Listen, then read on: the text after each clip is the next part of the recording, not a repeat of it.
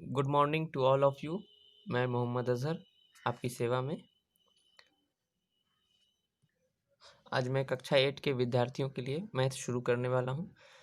अध्याय 1 परिमेय संख्याएं रेशनल नंबर्स। यह वीडियो सिर्फ कक्षा 8 के विद्यार्थियों के लिए ही नहीं, उनके लिए भी है जो मैथ में कमज़ोर हैं।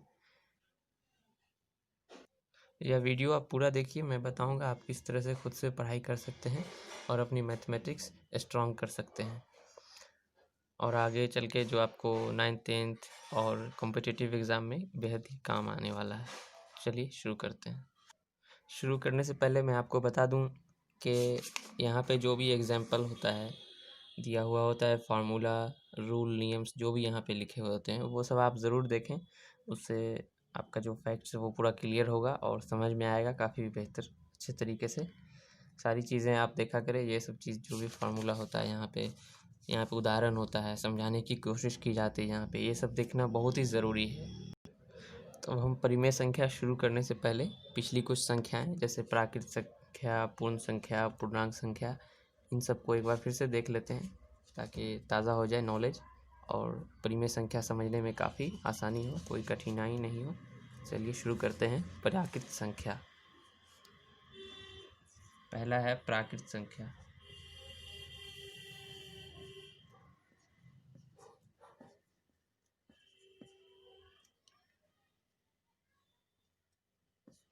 इंग्लिश में इसे नेचुरल नंबर कहते हैं।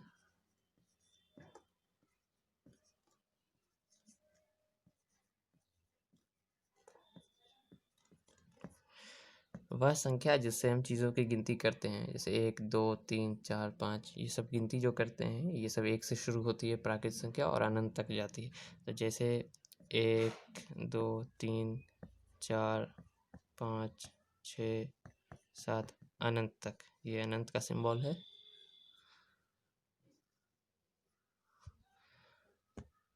प्राकृत संख्या। दूसरा है पूर्ण संख्या। पूर्ण संख्या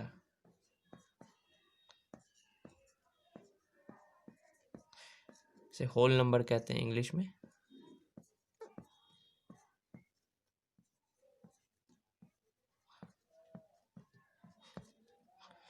होल नंबर बस जो होता है ये पूर्ण संख्या। प्राकृत संख्या जैसे है 1 2 3 4, इससे पहले हम ज़ीरो लगा देते हैं यहाँ पे। प्राकृत संख्या में ज़ीरो लगा देने से पूर्ण संख्या बन जाती है।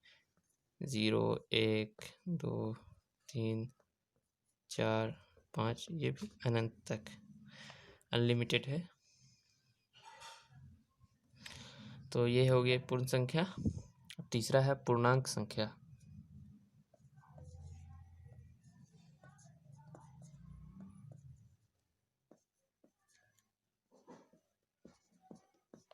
इसे इंग्लिश में इंटीजर्स कहते हैं।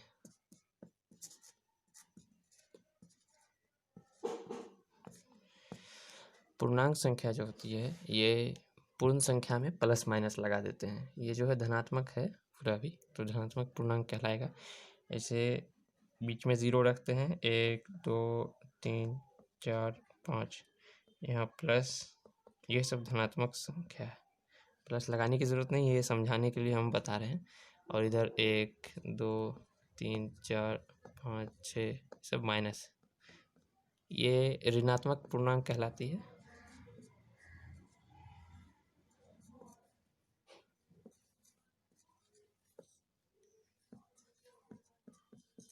ऋणात्मक पूर्णांक और ये धनात्मक पूर्णांक।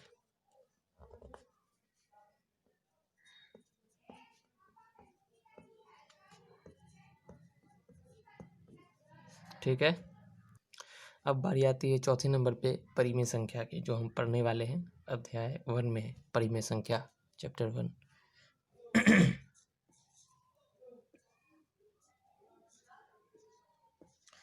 परिमेय संख्या वह संख्या जिसे हम P/Q के रूप में लिख सकते हैं।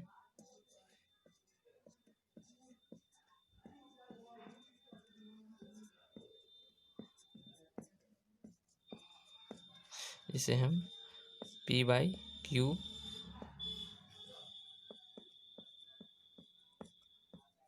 में लिखते हैं।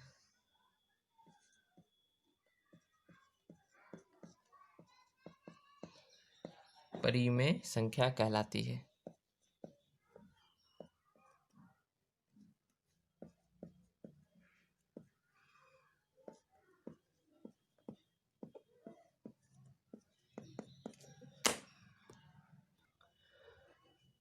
जैसे कि एग्जाम्पल लेते हैं हम 0, 1, 2, 3, 1/2, 2/9, ये सब परिमेय संख्या है। ये सब परिमेय संख्या है क्योंकि ये, और इसका एक शर्त है, एक सेकंड मैं बता देता हूँ। P/Q, ये तो एग्जाम्पल मैंने दे दिया है, यहाँ पे एक चीज़ छूट गया है, वो मैं फिर से बता देता हूँ। वह संख्या जिसे हम P/Q के रूप में लिख सकते हैं और Q बराबर 0 नहीं होना चाहिए। मतलब Q जो है, नीचे का हर का मान जो है, ये 0 नहीं होना चाहिए। कुछ भी होगा चलेगा, लेकिन 0 नहीं। ऊपर 0 होगा तो चल जाएगा। ये 0 है, इसके नीचे 1 रहता ही है, तो ये परिमेय संख्या है। एक नीचे होना चाहिए, नीचे 0 नहीं होना चाहिए। ऐसे कुछ अगर रहेगा 9/0, तो ये परिमेय संख्या नहीं है। ठीक है, तो यहाँ पे मैं लिख देता हूँ Q is not equal to 0। Q बराबर 0 नहीं होना चाहिए। ठीक है, ये पूरा परिभाषा हो गया। वह संख्या जिसे हम P/Q के रूप में लिख सकते हैं तथा Q बराबर 0 नहीं होना चाहिए, परिमेय संख्या कहलाती है। तथा, ठीक है, ये जितनी भी परिमेय, ये जो संख्याएं हैं, अभी 4 संख्याएं मैंने आपको बताया है। अगली वीडियो में मैं बाकी संख्याओं का जिक्र करूंगा। तो ये जितनी संख्याएं हैं, आप इसको ठीक से पढ़ें। प्राकृत संख्या, नेचुरल नंबर्स। नेचुरल नंबर्स का एग्जाम्पल हो गया 1, 2, 3, 4। ये आप देखें, घर पे बुक में भी होगा, बुक देखें, नहीं तो किसी से लेके। बुक देखना बहुत ही ज़रूरी है। आप जब बुक से अध्ययन करेंगे तो आपको सब कुछ ठीक तरीके से समझ में आ जाएगा। टीचर का ज़्यादा नहीं होता है इसमें हेल्प, टीचर का 10%, 20% होता है। तो आप खुद से प्रयास करें समझने की, तो आपको पता चलेगा क्या है क्या नहीं है। ये प्राकृत संख्या जो 1 से गिनती स्टार्ट होता है, ये प्राकृत संख्या। प्राकृत संख्या में पीछे हम अगर 0 लगा देते हैं तो ये पूर्ण संख्या बन जाती है।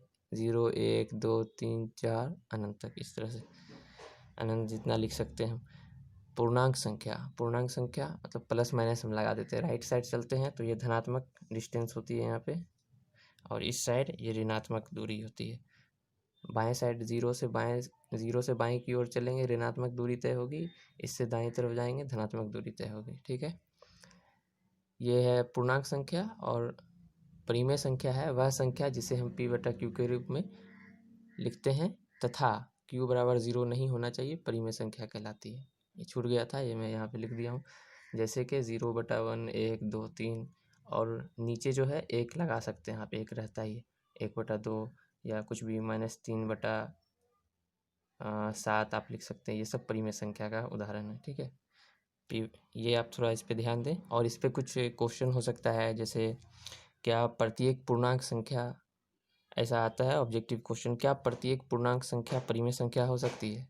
प्रत्येक पूर्णांक संख्या मतलब हर एक पूर्णांक संख्या परिमेय प्राकृत संख्या नहीं हो सकती। ठीक है, तो क्वेश्चन जब आए तो क्वेश्चन पे जोर दीजिए। अगर कहेगा कि क्या क्या पूर्ण संख्या प्राकृत संख्या हो सकती है, तो आप कहेंगे बिल्कुल पूर्ण संख्या प्राकृत संख्या हो सकती है। ऐसा सवाल आता है, ऑब्जेक्टिव क्वेश्चन रहता है सत्य कथन असत्य कथन पहचानने के लिए। तो आपसे पूछा जाएगा प्रत्येक पूर्ण संख्या एक प्राकृत संख्या होती है, ये सत्य है या असत्य है कथन। तो प्रत्येक पूर्ण संख्या जो है वो प्राकृत संख्या नहीं हो सकती है, क्योंकि प्रत्येक मतलब हर एक। क्वेश्चन समझने के लिए 2 बार पढ़ें, अगर नहीं समझ में आता है तो। अगर पूछेगा क्या पूर्ण संख्या प्राकृत संख्या होती है, तो हाँ होती है। पूर्ण संख्या बोल रहा है, अब ये नहीं है कि 0 ही है, ये पूर्ण संख्या है। 2 भी तो पूर्ण संख्या है जो कि प्राकृत संख्या है। तो पूर्ण संख्या प्राकृत संख्या हो सकती है, लेकिन क्या प्रत्येक पूर्ण संख्या प्राकृत संख्या हो सकती है, तो नहीं, ये असत्य हो जाएगा कथन। ठीक है, दूसरा सवाल आपको आ सकता है, प्रत्येक पूर्णांक एक परिमेय संख्या होती है। ठीक है, प्रत्येक पूर्णांक जैसे आपको है यहाँ पे पूर्णांक मतलब धनात्मक पूर्णांक हो गया, ये ऋणात्मक पूर्णांक हो गया। पूर्ण संख्या में प्लस माइनस लग गया है तो ये पूर्णांक संख्या हो गई। तो प्रत्येक पूर्णांक एक परिमेय संख्या हो सकती है, बिल्कुल। कोई भी संख्या आप लीजिए, ऋणात्मक पूर्णांक लीजिए या धनात्मक पूर्णांक लीजिए या 0 लीजिए, ये भी पूर्णांक है।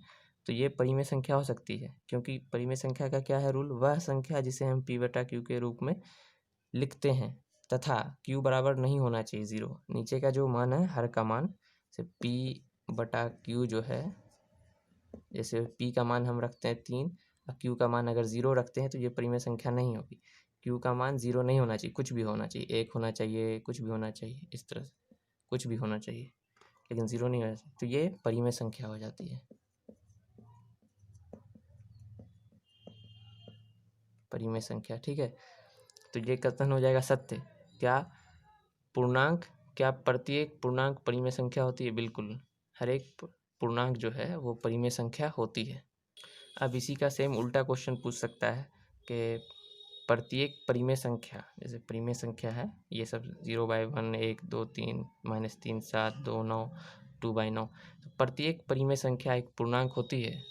ये अगर बोलेगा कि परिमेय संख्या एक पूर्णांक होती है, तो हाँ, परिमेय संख्या जो है वो पूर्णांक संख्या होती है, लेकिन प्रत्येक परिमेय संख्या एक पूर्णांक संख्या नहीं होती, क्योंकि परिमेय संख्या का शर्त है वह संख्या जिसे हम p बटे q के रूप में लिखते हैं तथा q बराबर 0 नहीं, नीचे का जो हर का मान है वो 0 नहीं होना, तो p/q के फॉर्म का होता है ये परिमेय संख्या। ठीक है, तो हर एक पूर्णांक जो है हर एक परिमेय संख्या है, जैसे परिमेय संख्या -3/7, ये परिमेय संख्या, ये पूर्णांक हो सकती है? नहीं ना, तो नहीं होगा, ये असत्य हो जाएगा कथन। ठीक है, ये सब ध्यान रखिए और पढ़ने की कोशिश कीजिए, नहीं समझ में आया 2 बार रिपीट कीजिए, सवाल समझ में आ जाएगा। आज के लिए इतना ही, मैं ज़्यादा कुछ नहीं बताया हूँ, बहुत कम ही नॉलेज दिया हूँ आपको। तो ये मेरा पहला वीडियो है, आप बताइए कैसा लगा, और जुड़े रहने के लिए सपोर्ट करते रहिए, चैनल सब्सक्राइब कर दीजिए। धन्यवाद।